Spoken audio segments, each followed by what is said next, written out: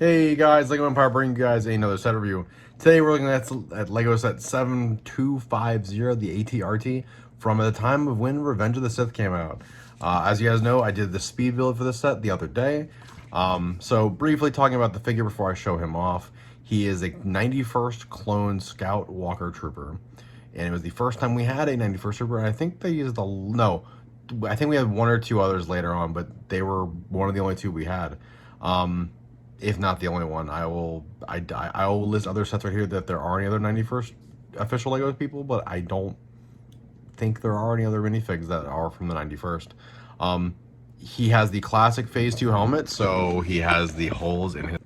I accidentally closed my phone while I'm holding this. So yeah, the figure itself has the hole in it, so he has a no printed headpiece, and he has no arm printing, no leg printing, no waist printing. He has just a torso print, I believe front and back, you'll see in a second, and a helmet. So let's go ahead and look at the figure, and then we'll look at the walker itself. Oh, before we flip over, the set also released for $10 for context. So it's like 200 or 300 pieces, and it was $10. We'd kill for something like that nowadays. But anyway, let's look at the figure. All right, guys. So this is our clone trooper. He has the 91st logo on his headpiece and his chest, and more importantly, has his red stripe on top. He came with the original blaster, the one with the blue tips, as we can see right here. And as I look at the figure, like I said, there is back printing that is red, and there is leg, no arm printing, and he has a solid torso print with a really good helmet cutout. It goes all the way down to the bottom of the nose, and then the paint begins on the left sides and the right side of the nostril. He has a little bit of red on his chest hidden underneath the helmet right there, and some detailing over here as well, I believe, for his rank. But yeah, pretty self-explanatory minifigure.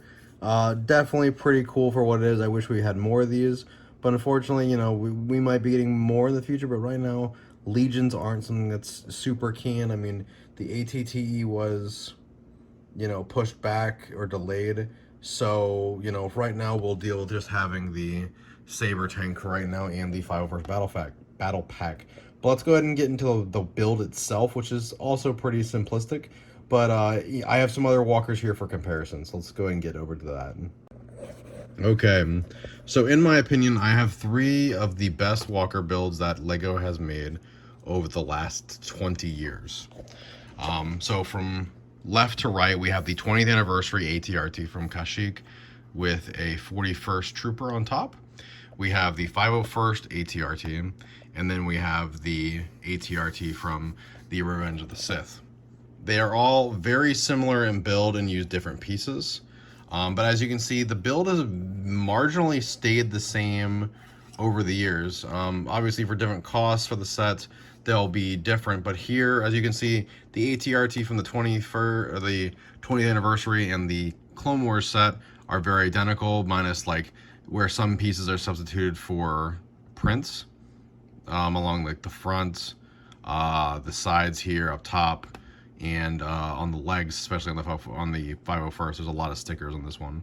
But as you can see, even back in 2007 with this walker, it had no printing like stickers. It just had pieces, and then it was good enough was the greebling on the side. And honestly, I feel like LEGO should return to that. I feel like stickers aren't the play. I mean, they do add something, but maybe they do something where they start selling sticker alternatives for sets. I think that would definitely need to be another avenue for them so people could choose. I think the big thing about LEGO is giving people that choice to build what they want is good. But touching more on the build in itself, it's very simple. They've tried over the years to do one or the other. So for the 501st, they have the stud shooter in here. In 2007, they had just the regular cannon. And then with the 20th anniversary, they did a little combination of both.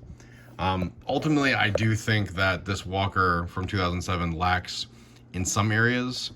Similar to the 501st walker. I mean, they both are very similar and very different.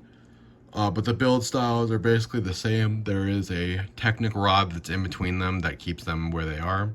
Same thing with this one. However, the leg designs are very similar through the years, and they work, they hold it up. But I just think that if they were to combine the printed pieces with, you know, a more modern built design, you could remake this 2007 Walker really great. But obviously back then they had different pieces they weren't using, and it just generally was just a different time. And so this Walker was all you really needed. You didn't need much more than that, especially if you were a kid and this was $10. I mean, for $10, that's a steal. The one thing I will say is the figure selection for all three of these sets is excellent. I mean, getting a 41st, what is it, 41st? Getting a 41st Kashyyyk Trooper is great, and getting a 91st ATRT Trooper is great too. 501st Troopers are great, the more the merrier. But overall, I do think that the 501st Walker is probably on the same level as this old 2007 Walker, while the 20th anniversary takes the cake just in general about design and mixing of build and stickers. Obviously, I know Lego cuts corners for businesses or whatever, or for like their business decisions, but I feel like combining the build of this with more printed pieces instead of stickers is really a choice that they could do. Because think about this, Lego could do more regular printed pieces that are generic, like this front piece here, and then on top they can do stickers or sticker packs for different legions. They don't need to make multiple sets with different clones. They can just have stickers for the bricks themselves. But yeah, the build process is marginally similar to the other two. The only difference is that back in 2007, like I said, they didn't have a ton of pieces. Sorry, Mr. Clone Trooper. They didn't have a ton of pieces, and so you can see the builds. There's more greebling on the 501st because this was a $20 set, or a $30 set, I'm sorry. And then this set was $10. So there's differences in price, but I'm really not seeing it. Like, I'm not seeing a $20 difference with these, minus I understand that the 501st came with more Clone Troopers and a speeder bike, but you know, if you're saying this one was 10 and this was 10, maybe they're different, but I'm not sure. I think a lot of that value comes from the figures. But overall, I think this is a good set, especially for someone who's collecting. I don't think this is a good set if it were to come out today, I'm not sure. If it was updated like the 20th anniversary, I would think this would be a great set. But as is from when it came out, when I was 10, when I had one of these, or however old I was, I think this was great. But for right now, this set really just, it's not worth it. I mean, the aftermarket price for it looks like new would be $70. And you're like, and you get the figure used, you're gonna get it for about $30. And usually when it's used, you're not getting the figure. So overall, do I think you should buy this set? If you can find it for a steal, I'd say definitely buy it.